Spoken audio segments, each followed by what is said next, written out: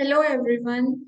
The title of our presentation is Madrassa Education System and Associated Discourses, a critical discourse analysis of educational policies of Pakistan, which is presented by me, Tahreem Fatima, a PhD student in educational leadership at Miami University, Oxford, focused on language, culture, and curriculum. And Moaaz Hamid, a PhD student at Indiana University, Bloomington, specializing in education policy studies. So, Pakistan's K-12 education system is unique due to its three parallel education systems. The three parallel education systems comprise of Madrasa education system, Cambridge International Examination affiliated schools, and government boards affiliated schools. Each of these have their own unique curriculum and certification, which vary in significant ways from each other. Madrasa education system comprises of schools imparting predominantly Islamic education, that is Quran, Hadith, and Arabic, with each of the various Islamic sects having their own version of madrasas. The phenomena of madrasa education system is peculiar because it is not linked to socio-economic mobility in Pakistan, which arguably is one of the primary functions of education in modern society.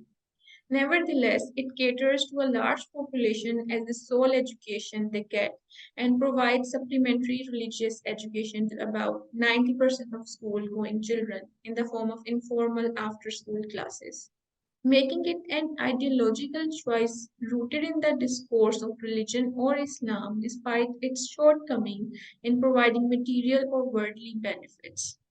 Since the link is inextricable between religious or Islamic discourses as it prevails in Pakistan and madrasa education system, it is important to understand the conditions of its reproduction as parallel education system.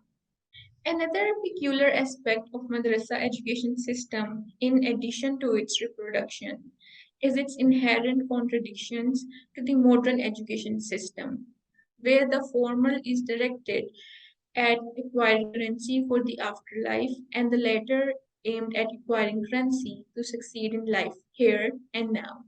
These inherent contradictions are not just reflected in education system in Pakistan, but also in every aspect of social life, ranging from sense making at individual level to national politics and social structures, indicating a dialectical reflection between religious or madrasa education system and social structures in Pakistan. So now let's move forward to our research question. It is this dialectical relation we mean to explore by analyzing the spatial and temporal configuration of discourse that reproduces madrasa education system in Pakistan since its inception in 1947. As evident from the research question, this is an ambitious task that is impossible to be addressed through this preliminary work. However, this work is aimed at beginning to understand the nature and complexity of religious or Islamic discourses as it manifests in policy texts, which influences and is influenced by the madrasa education system in Pakistan. For our literature review, we did a deep dive into Michel Foucault's conception of power and knowledge and the work of other scholars around the conception of power who took his work forward, which includes exploring the theoretical and methodological traditions of critical discourse analysis. This, in addition to the literature review around the history of madrasa education system since its inception of Pakistan in 1947 and its niche within the education system of Pakistan as it evolved through time, allowed us to arrive at a theoretical framework proposed by Siegfried Jaeger where he expands on the work of Michel Foucault by linking discourse and power through language as a social action, allowing us to analyze policy texts as a social action which imbues power to the madrasa education system.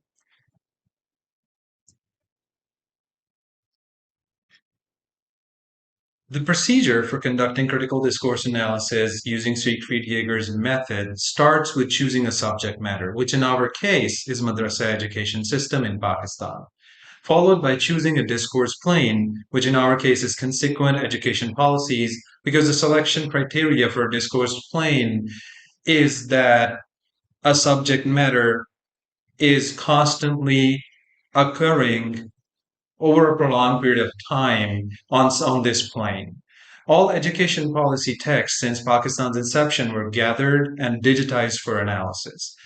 Yeager's approach focuses on the following aspects: certain argumentation strategies, the intrinsic logic and composition of texts, implicit implicatures and insinuations, the collective symbolism or figurativeness, symbolism, metaphors, and so on, both in language and in design, idioms, sayings, cliches, vocabulary, and style, actors, persons, or pronomial structures, references, for example, to the sciences, the particulars of the sources of knowledge. After this robust analysis, the findings are as follows. Though there were a plethora of really interesting findings, we will be focusing upon the ones that are foundational in understanding the phenomenon under investigation. Policy text starts with Quranic verses and heavily draws upon religious or Islamic discourse to justify modern objectives or forms of education like STEM, civic education, and democratic values. There are temporal variations in the way the table of contents of education policies are organized, where there are dedicated chapters on religious Islamic education in some policies and not in others. In some, those chapters are placed in at the beginning of the policy, and in some, they're placed later in the sections. And argumentation strategies that were used coincide with national events like recurring or periodic conservative and liberal regimes, and these are defined by their affinity towards Islam, and geopolitical events. For instance, an increase in funding for religious education during Russian-Afghan war to provide a steady supply of soldiers to fight Russia, and decreased after 1990s with the rapid regulatory policies after 9/11, and after which Islam was frequently associated with terrorism, and acquisitions around support of Taliban by Pakistan were flying around. Some language shifts are more evident when compared with references to or silence about other discourses like scientific education and Cambridge education system. After this really thorough and robust and interesting analysis, we concluded that the excessive use of Quranic verses and hadith in policy text, along with argumentation for STEM and other modern aims of education grounded within that religious or Islamic discourse, points to the power of religious or Islamic discourse among society, which inadvertently imbues power to Madrassa education system and the religious leaders associated to it.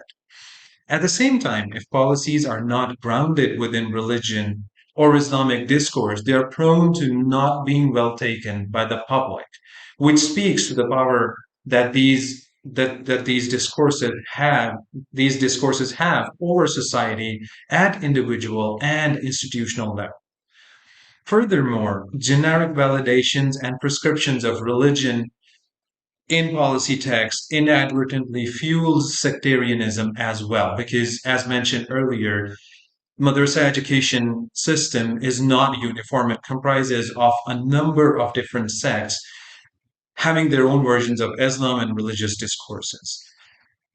Rather than creating a demarcation between modern and religious Islamic education, which is often the case wherever there is mention of modern education or STEM or any other form or means of modern education, there is always this distinction made between religion and Islam, and that distinction, that demarcation, is what basically fuels the divide further and increases the gap between the two.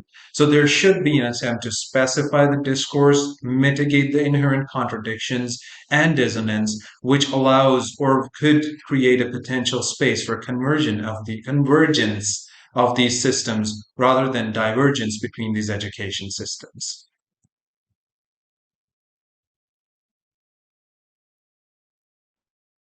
So this is our work. Thank you so much for listening to us. In case you have any questions, comments, or feedback, we of course welcome them. And below are our correspondence details for that. Thank you so much.